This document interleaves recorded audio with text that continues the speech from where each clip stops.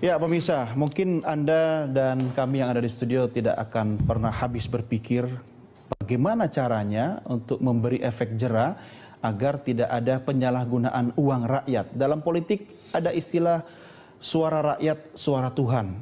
Artinya kalau wakil rakyat menggunakan uang rakyat tidak pada tempatnya, dia menyalahgunakan uang Tuhan itu kan? Mestinya begitu kan? Penyadarannya di situ ya. Nah, simple saja sebenarnya. Transparansi kita butuhkan ya, Pak Roy.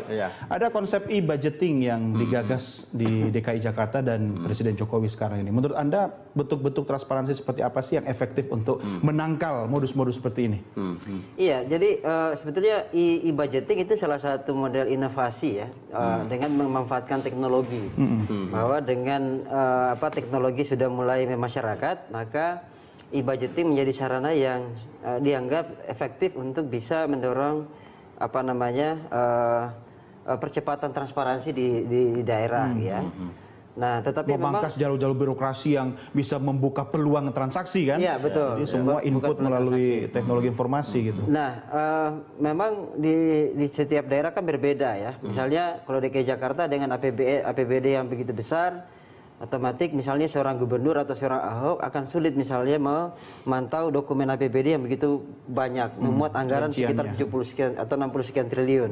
Nah, dengan e-budgeting maka dia tertolong dengan sistem itu ya. Maka dia akan bisa memeriksa tentang usulan-usulan per dinas ya. Lalu dia akan melihat misalnya, oh kenapa anggaran IPS itu sebesar ini, harusnya seperti ini, atau kemudian bahwa kok kenapa UPS hari ini kemarin kita tolak kok masuk lagi di APBD. Nah, itu kan memunculkan melahirkan kontrol baik di internal maupun secara eksternal oleh publik. Publik bisa membantu dengan mengakses informasi yang dimunculkan dalam e-budgeting.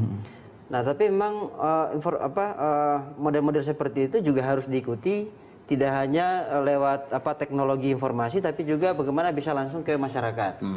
Karena akses itu dibuka untuk masyarakat. Akses dibuka. Artinya masyarakat pun ketika datang ke birokrat untuk bertanya harusnya dikasih jalan dong. Harusnya.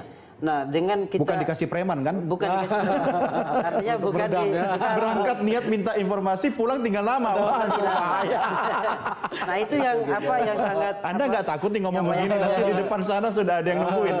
Nah, itu yang dikhawatirkan oleh banyak orang sih. Itu kan bahwa jaminan masyarakat untuk bisa keselamatannya itu. Iya, artinya Pak Robert ketika terjamin. Masyarakat yang berhak tahu dikemanain uang mereka dikelola itu, tapi ternyata tidak mendapatkan akses, walaupun ada regulasi yang menjamin itu. Nah, lama-lama kok mungkin masyarakat berpikir capek juga ya daripada nanti dampaknya kepada keselamatan. Ini mungkin agak terlalu lebay gitu, tapi kan bisa saja terjadi kasus seperti itu kan? Ya bisa, dan begini, e-budgeting itu kan tools. Itu alat ya. Yang paling penting sesungguhnya adalah komitmen pemimpin, kepala daerah dan DPRD. Tanpa itu ini alat akan selalu bisa diutak-atik Mas Doni ya. Itu satu. Kemudian kedua adalah budaya di birokrasi sendiri. Bahwa ketransparansi itu, bahwa APBD itu bukan dokumen yang tabu untuk publik. Itu hak publik untuk tahu. Dan wajib bagi Pemda sebagai badan hukum publik untuk membuat ini jadi pengetahuan banyak orang. Tidak perlu diminta pun dia harus dirilis ya. Karena memang sudah diwajibkan. Baik di Undang-Undang Keterbukaan Informasi maupun instruksi Menteri. Jadi APBD itu ada 12 item yang harus diumumkan kepada publik. Tapi tadi ya Pak Robert, Pak Doni udah cerita bahwa Kementerian Dalam Negeri sudah mengedukasi habis-habisan, segala cara sudah disampaikan kepada aparat birokrasi kita untuk jangan main-main yang namanya soal uang rakyat begini. Tapi kok masih kejadian? Menurut Anda sebenarnya persoalannya di mana sih? Regulasi sudah ada, ya aturan main sudah ada. Jangan-jangan ini bicara karakter atau mental? Ya, saya kira itu regulasi sudah ada. Pengawasan juga cukup kuat saya kira ya. Kurang apa lagi pengawasan kan? Tapi memang mungkin satu komitmen saya selalu melihat pemimpin itu menjadi kata kunci. Kalau pemimpinnya tidak tegas, ya itu kita butuh orang seperti Ahok. Walaupun masalah Jakarta masih bertumpuk-tumpuk, tapi paling tidak ada sinyal bahwa komitmen pemimpin itu kelihatan.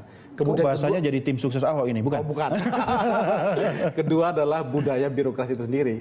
Mereka sudah lama melihat bahwa APBD itu adalah uang pemerintah. APBD itu uang birokrasi, bukan uang rakyat. Jadi rakyat nggak perlu tahu, gitu. Tahunya saja adalah ketika yang penting tahu beres, ada pembangunan infrastruktur begitu ya. Dia nggak perlu bertanya soal transparansi dan sebagainya.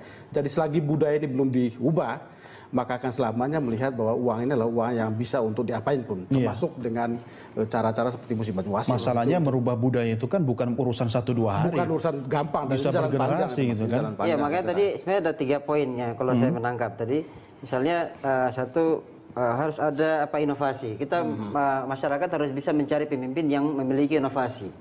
Nah, kebanyakan kepala daerah kita hari ini itu sangat miskin inovasi, ya.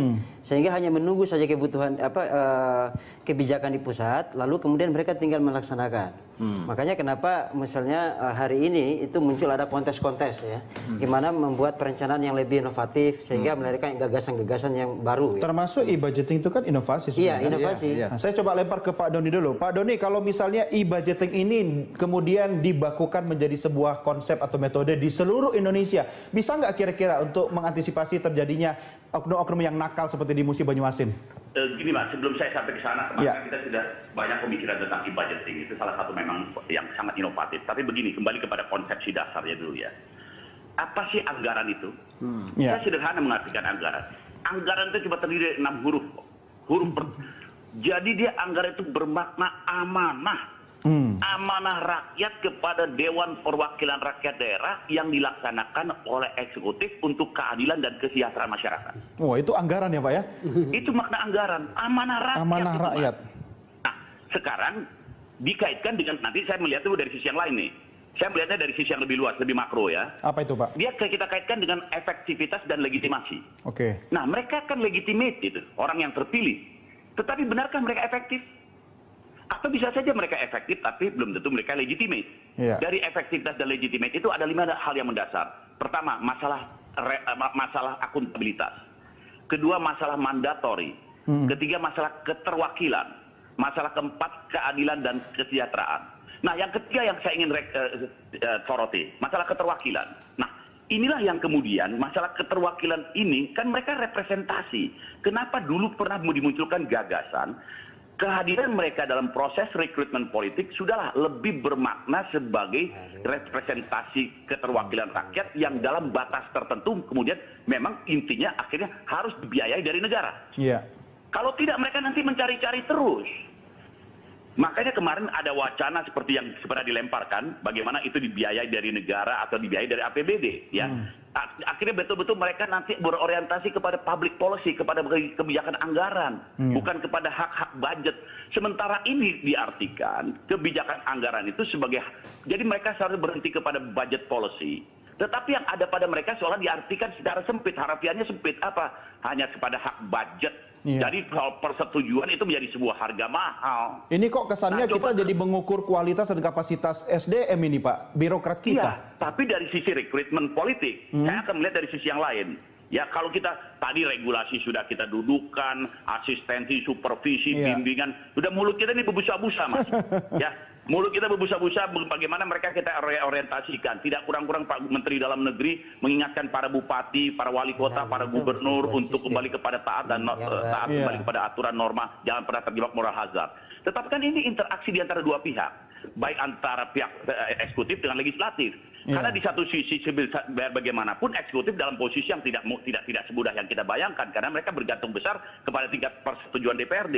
Ya kan kalau persetujuan itu tidak diberikan dalam waktu yang singkat atau cepat dan tepat dan seterusnya akan berimplikasi kepada masalah di masyarakat gitu kan.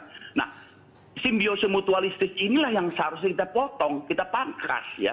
Kalau saya melihatnya dari sisi keterwakilan DPRD-nya, kita dorong mereka betul-betul, sudahlah Anda betul-betul datang Anda tidak perlu mengeluarkan uang, Anda tidak perlu ikut ini itu keluar biaya banyak atau dengan kos politik yang begitu tinggi, tapi Anda betul-betul datang dengan representasi keterwakilan rakyat itu betul-betul karena amanah rakyat, tetapi kemudian mereka dibiayai dari dan atas beban negara. Jadi mereka jadi jangan lagi selama ini kan mereka harus keluar uang, mereka ikut pemilihan di sana, ikut ini. Jadi mereka harus mikir bagaimana balik modal ya Pak ya? Ya, modal dulu mereka ya. Kita sama-sama ngikuti ya, begitu mereka terpilih, mereka sebelum mereka ikut pemilihan mereka sudah keluar sekian. begitu Iya. selesai pemilihan dan kemudian dengan sejumlah harapan untuk dapat mengembalikan. Itu kan mekanisme sistem pemilihan kita yang akhirnya Iya. berimplikasi kepada mau tidak mau mereka berpikir saya hanya 5 tahun. Betul. Apalagi yang mau saya dapatkan. Ini argonya Ini kan kalau cuma kita 5 berbicara tahun ini kan. Jangan sampai sudah mau masuk tahun kelima belum balik modal gitu. modal mereka. Oke, Nah, makanya baik. kemarin berwacana lah pemikiran, sudahlah daripada mereka kemudian harus keluar ini keluar itu, sudah semua itu dibiayai oleh Ditanggung negara. Oke. Nah, dengan Baik. dasar itu mereka datang dengan badan, dengan pemikiran, Iya. tidak ada lagi pemikiran harus ini, harus itu, mengembalikan ini, mengembalikan Iya. itu, betul-betul berbicara keterwakilan. Betul. Dan nanti bukan mereka cuma bicara datang bawa diri dong. keadilan dan kesejahteraan masyarakat dari Betul. APBD.